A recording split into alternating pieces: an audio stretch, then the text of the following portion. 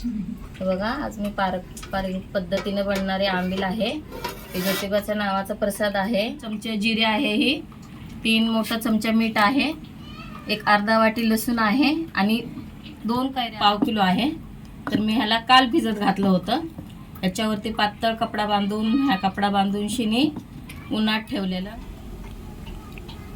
बघा, आता हे मस्त पाणी उकळलेलं आहे. त्याच्यामध्ये आता ही जिरी आणि लसूण जे आपण वाटलेलं आहे ते मिसळून घ्यायचं. म्हणून हे असं हलवत हलवत ते टाकायचं.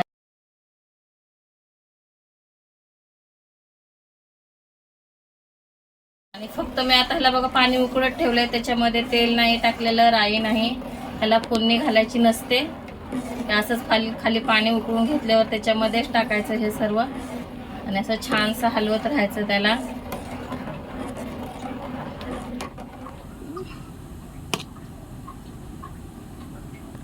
मस्त